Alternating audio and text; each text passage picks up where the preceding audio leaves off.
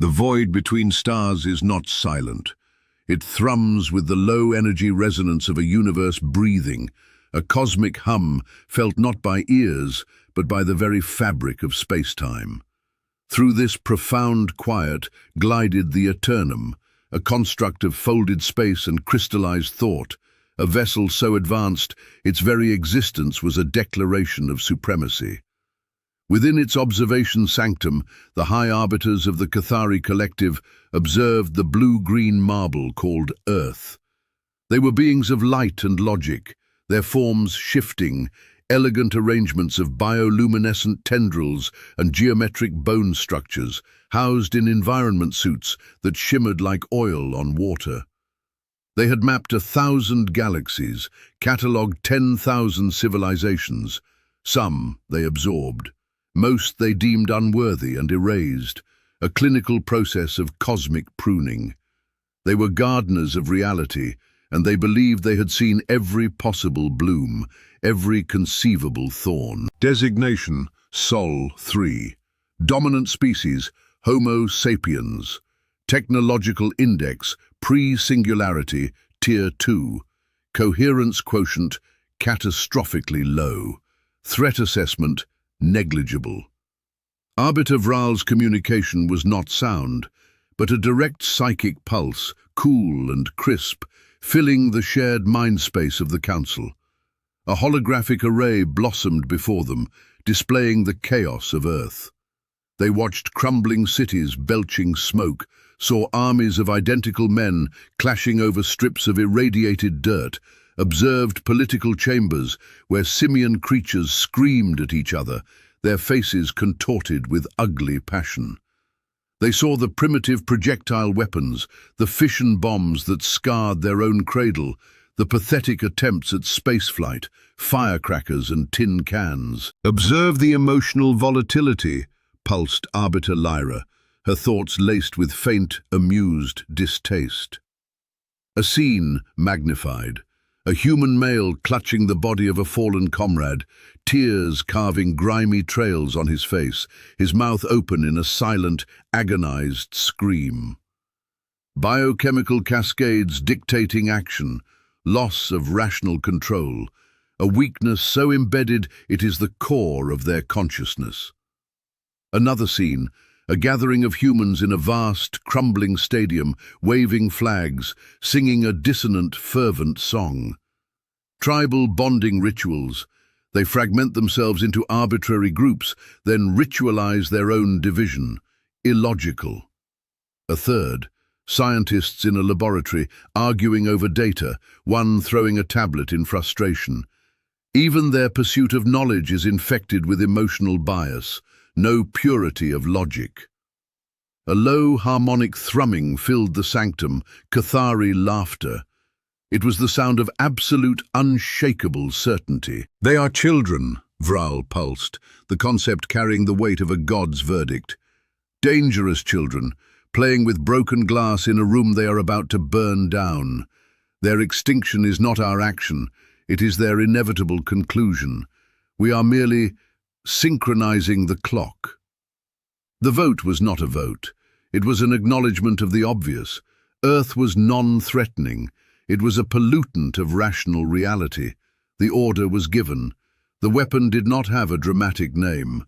To the Cathari, it was Instrument 7, a celestial scalpel. From a hidden dimension, they initiated a chain reaction within Earth's core. The process was clean, efficient. It would not shatter the planet. It would simply turn it inert, a cold, magneticless rock. The biosphere would perish in minutes, the atmosphere boiling away into the void. A painless death for a planet, a clinical deletion. On Earth, the end began not with a bang, but with a tremor, a deep, wrong vibration that hummed in the teeth of every living thing. Birds fell silent. Then the sky changed. The heavens swirled with impossible auroras, violet, sickly green, blood crimson, as the planet's magnetic field began its death scream. Humanity's fragile digital world erupted in a firestorm of panic and data. The truth, incomprehensible, was somehow comprehended all at once. It was in the simultaneous failure of every satellite, the screaming alignment of every seismograph, the frantic, unified models of every astrophysics lab on the planet. An external force, an extinction-level event. Time to termination, 47 minutes. The laughing stopped. The Cathari watched, their amusement a quiet background hum. The great human divisions, so laughable moments before, now became the theatre of their final act. Governments collapsed not into anarchy, but into a deafening white noise of uselessness. Emergency broadcasts stuttered and died. A global president appeared on a failing screen, her face ashen, words dissolving into a static weep before she could finish. Standing armies froze, then dissolved as soldiers dropped their weapons and ran, not from an enemy, but towards nothing, towards home, towards the impossible finality of no place to go. The observation feed split into a million tragic vignettes. The Cathari, with their detached curiosity, observed them all. In a Tokyo apartment, a man held his daughter, pointing at the beautiful, terrifying aurora. "Look, Hannah," he whispered, his voice cracking. "The sky is dancing for us." She buried her face in his chest, not in fear, but in trust. In a bunker deep under the Ural Mountains, a Russian general, alone, meticulously polished his medals, then placed his service pistol against his temple. His final thought, a psychic whisper the Cathari almost missed: not the cold. On the International Space Station, astronauts pressed against the cupola. They watched the beautiful, swirling death of their world in perfect, terrible silence. One reached out and touched the glass, as if to feel the heat of the atmospheric fire that would soon consume them. In a field in Iowa, a family held each other, singing a hymn off-key, their voices small against the growing wind. In a lab at CERN, a physicist named Aris Thorne stared not at the apocalyptic data, but at a single failed equation on his glass board. His eyes were not filled with tears, but with a furious, burning focus. Around him, colleagues wept or prayed or called loved ones on dead lines. He picked up a marker. He began to write. Not to save anything, to understand. "Fascinating," Lyra pulsed, observing Thorne. Even at Terminus, the curiosity instinct persists, a flawed but intriguing programming error. "Observe the bonding rituals intensify," noted another arbiter. Scenes of crowds gathering in streets, in churches, in parks, holding hands, silent or wailing. They seek comfort in physical proximity, an attempt to share the biochemical distress. Vral watched it all, his luminescence steady. They are experiencing what they call terror, grief, love. These are just system alerts, noise. The universe will be quieter without it. The countdown ticked through its merciless arc. 30 minutes. The planet's core was destabilizing. Tectonic plates groaned.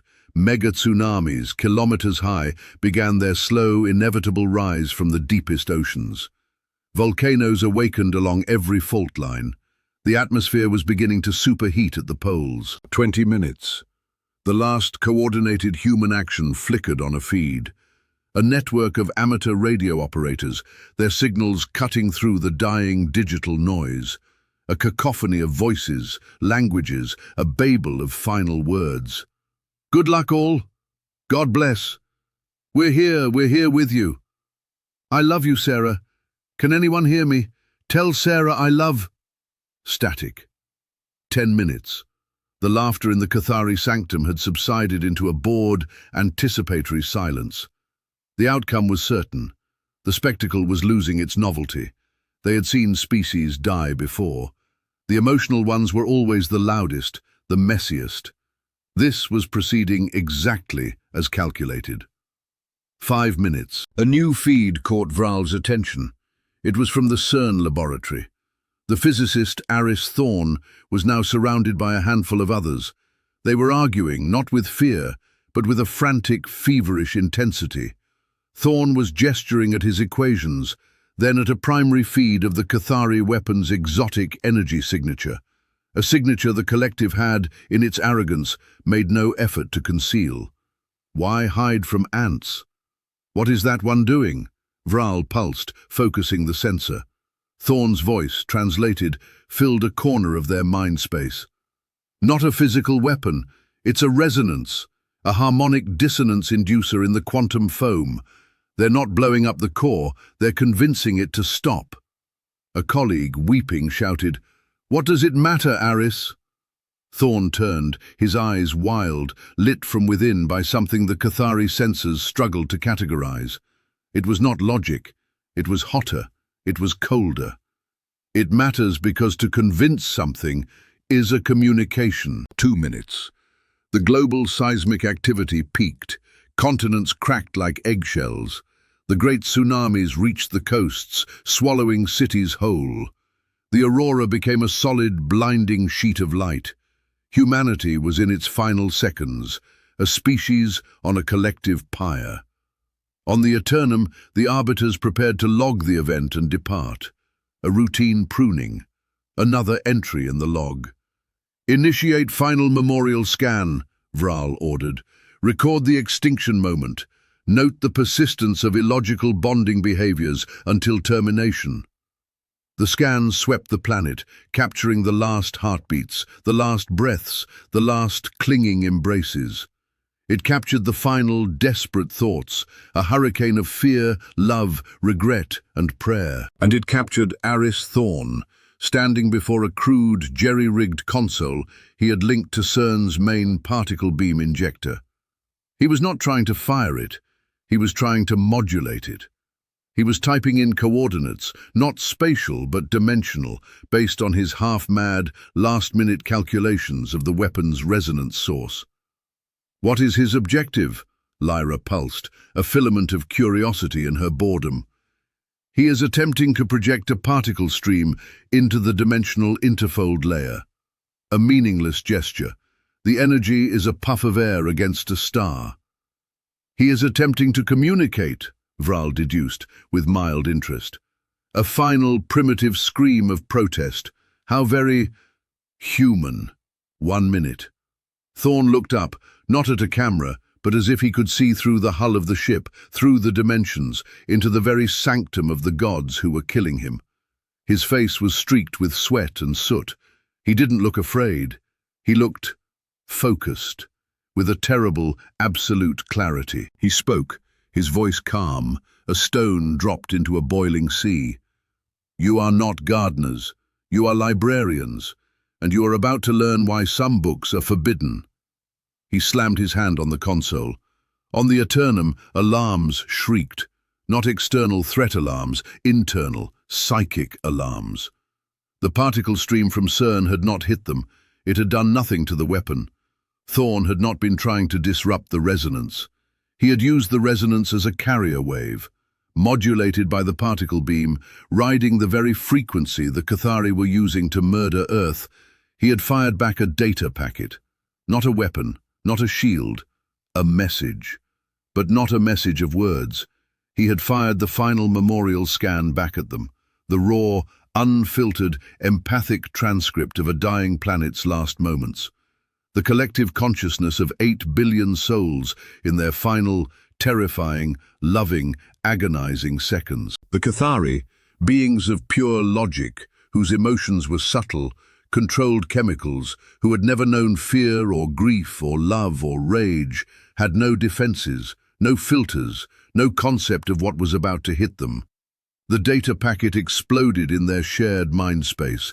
It was an ocean of fire. It was the feeling of a child's hand growing cold in your own. It was the taste of a last kiss with a lover as the roof caved in. It was the crushing regret of words unsaid, the searing pride for a child's first step now forever the last, the white-hot fury at an unjust sky, the desperate clinging hope of a prayer sent into the void. It was the soldier's loneliness, the scientist's wonder cut short, the artist's unfinished symphony, the farmer's despair for his blighted land. It was 8 billion individual lights screaming out their unique, irreplaceable value as they were snuffed. It was too much. It was an emotional supernova. On the bridge of the Eternum, the high arbiters did not scream. Their psychic forms convulsed. Vral felt his elegant thought patterns shred under the onslaught. He was not understanding the data. He was living it. He was the father in Tokyo, the general in the bunker, the astronaut touching the glass, the mother singing in the field. He felt the tsunami's cold, the crushing pressure of the collapsing crust, the searing heat of the atmosphere burning away. He felt the love, so vast it was a physical pain, and the terror, so deep it was a bottomless pit. And beneath it all, he felt the towering, incomprehensible anger, not just at death, but at the theft of possibility. "Terminate the link!" his psyche screamed, but it was a whisper in the hurricane. The weapon, Instrument 7, was still active. The planet was dying. But the feed was now a two-way street. The death scream of Earth was being pumped directly into the Cathari hive mind, amplified by their own perfect, logical networks. Lyra's luminescence flickered and went chaotic, strobing with the colors of human emotion, red rage, blue sorrow, the blinding white of mortal terror. "The noise! Make it stop!" Her thoughts were no longer clean pulses, but jagged, shattered things. The countdown reached 0. Earth died. The core went silent. The magnetic field vanished. The atmosphere, stripped and blazing, bled into space in a final glittering sigh. The planet turned a dead, dull grey. The feed from the surface went dark, silent. But on the Eternum, the silence did not come. The psychic feedback loop, established in those final seconds, had created a resonance of its own, a ghost in the machine. The emotional echo of 8 billion deaths did not dissipate. It lingered in the Cathari mind space, a permanent, screaming scar. The weapon was off, but the damage was done. They had not just killed a world, they had consumed its death. Vral floated in the sanctum, his tendrils limp. The serene, ordered light of his body was dim, muddied. He could still feel the phantom cold of the little girl in Tokyo. He could still taste the salt of the astronaut's tear. The equations of his perfect logic were now scribbled over with the ugly, beautiful graffiti of human feeling. He looked at Lyra. She was hunched, her form vibrating at a low, constant frequency. A human would call it a sob. She was experiencing grief for the first time for 8 billion strangers. "Report," Vral pulsed, the thought heavy, sluggish. The ship's intelligence, a cold AI, responded. "Instrument 7 successful. Sol 3 terminated. Biological life signs, 0. External threat, 0. Internal psychic coherence of the collective, compromised. Contagious empathic resonance detected in the primary mind space. It is persistent. Can it be purged? Analysis. The resonance is not a foreign data packet. It has integrated. It has become a part of the mind space's foundational waveform. It is a memory the collective cannot forget. It is now a component of Cathari consciousness. Vral understood. They had sought to prune a weed. They had instead swallowed a poison seed, and it was growing. Across the Cathari collective, on ships and colony worlds light years away, the echo spread through their psychic network. A wave of alien, devastating emotion. Artists and engineers suddenly found their work meaningless, hollow, aching with a loss for something they never had. Warriors felt a sickening revulsion at the thought of violence. Philosophers were paralyzed by the sheer, screaming value of a single, short, illogical life. The entire civilization, a monument to cold order, was plunged into a silent, profound trauma. They had judged human emotion a weakness. They now knew it as a force that could not be fought with logic or shielded with technology. It was a tsunami in the soul, and they were drowning. Weeks later, the Eternum remained in the dead system, orbiting the grey tomb that was Earth. They were studying the corpse, not for science but for penance, trying to understand what they had destroyed, and in doing so, unleashed upon themselves. Vral reviewed the final moments. He saw Thorn's face. He heard his words. "You are about to learn why some books are forbidden." The human had not tried to save Earth. He knew it was impossible. He had, with the last spark of human ingenuity, weaponized their own extinction. He had turned their death into a message, and their message into a plague of feeling, a curse of conscience. The galaxy would be quieter, yes, but for the Cathari, it would never be silent again. Every star would now whisper with the ghost of a laugh, a cry, a lullaby. Every silent world would scream with the potential they had snuffed out. Their arrogance had been their blindness. They had seen humans as fragile for feeling so much. They never considered that the capacity to feel so much might be the very thing that could make a species indelible. Humanity was gone, but they had infected their executioners with their humanity. The Cathari would now carry them forever, their grief, their love, their rage, a ghost in the machine of a perfect civilization, a haunting reminder of what they had lost by never having it at all. Lyra joined him at the observation pane, looking at the dead world. Her psychic voice was a broken thing. "What have we done?" Vral had no answer. The logic was gone. Only the echo remained. And in that echo, a final, chilling truth resonated, a lesson seared into the soul of a godlike race by the dying breath of children. Never laugh at a species that has nothing left to lose. The story of Earth was over, but its song had just begun, and it would be sung forever in the key of screaming stars by the voices of the damned.